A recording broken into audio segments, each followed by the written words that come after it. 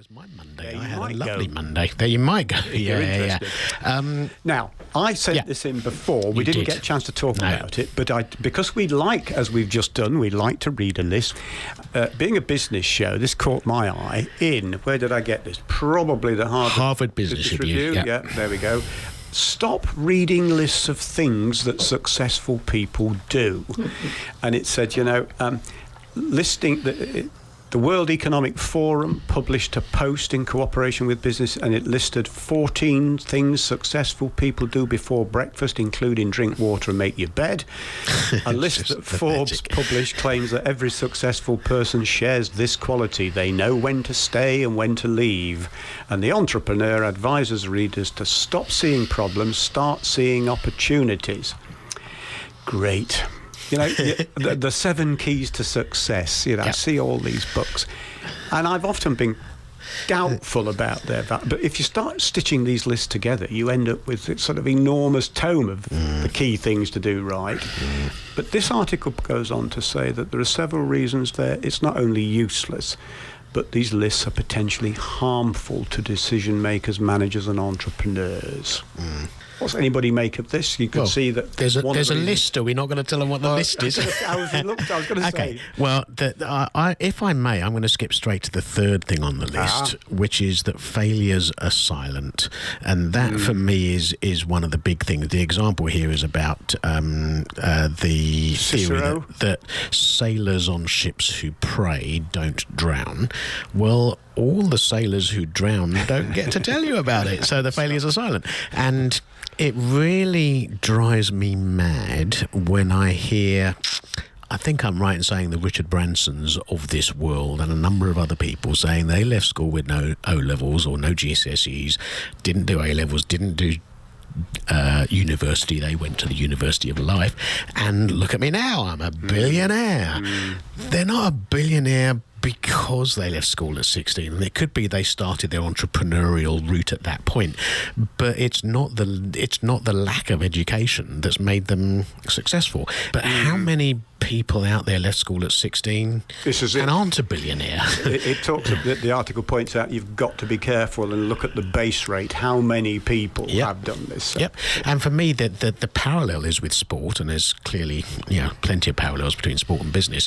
But you get the person who wins the Olympic gold or becomes the world champion, and who will say, I trained every day and I did 6 hours a day and I ate all the right things and those are all fantastic things to do. And you know what? The guy that came second did all those things too. Absolutely. That's right. Yeah. So there's so many things that you're not in control of, whether it's sport or certainly not a complicated thing like business.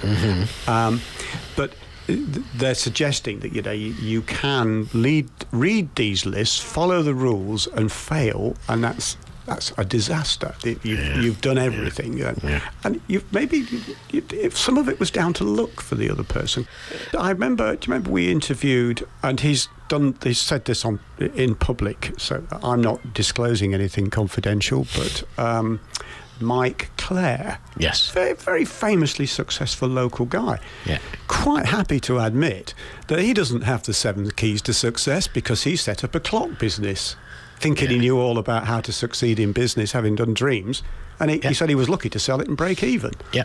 And he also said, people assume when you are mega successful, which he wouldn't say, but I would say he was. I don't know how many 100 million he sold for, but plenty of money. Just so brilliant to sell the business a matter of weeks before the crash. He knew it was coming, so he was cleverly selling. And as he said, absolutely not. Stunning 100% coincidence. He sold for all the right business reasons and personal reasons. It was the time to sell, and it was the right offer, and da-da-da-da. He had equally no idea the crash was coming to anybody else. Yeah. Sometimes I think you're just in the right place at the right time. For sure. And certainly when I joined the Manor recording studio, we just hit pay dirt in a way, simply because it was so much fun to work there. Everyone, people, there was no one really knew anyone else. There was no great leadership. It was just a lot of people running around, trying to make the music sound fantastic. So that was the only objective, was to have fun and you know, help the really talented people like the musicians.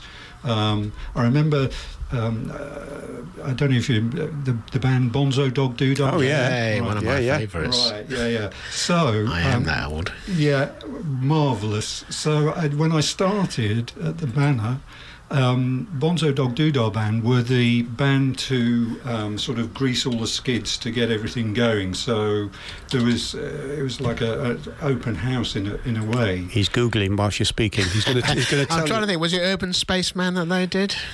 Yeah, it was. Okay. Yeah. Good. Sorry to interrupt. Their job was to grease all the skids. Yeah. So one of the things that I had to do was Clean the grease off the skids.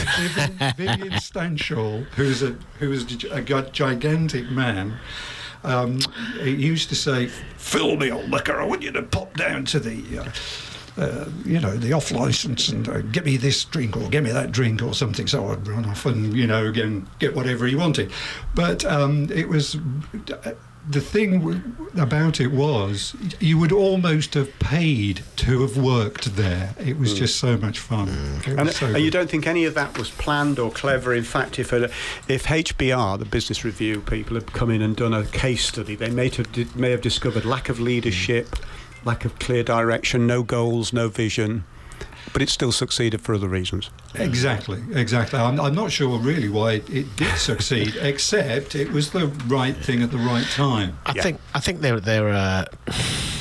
I was going to say there are common sense things. The only trouble with common sense is it's not nearly common enough. No, but they're. If you say, if you did a survey of these 10 successful people and find they all have cornflakes for breakfast, well, if you have cornflakes for breakfast, it's not going to make you a multimillionaire.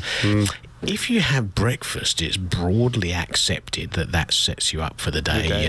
You're not going to get hungry at 11 and fill up with sugar, and so it's a positive. But whether it's cornflakes probably isn't the best thing. So, that you've got to, I think, find the grain of something that might be helpful to you, and you're an individual. When the NLP people start talking about modelling, where I can model somebody else who's good at something, you look for the difference, but you look for the difference that makes the difference. The fact that you wear red shoes and I wear blue shoes is different. Yeah. Maybe completely irrelevant. I only wear red shoes on a Saturday. I was going to say, because you don't, what you haven't identified is you only wear them at weekends. So I'm going to now, a successful band, we don't know why, but there we are, Fleetwood Mac.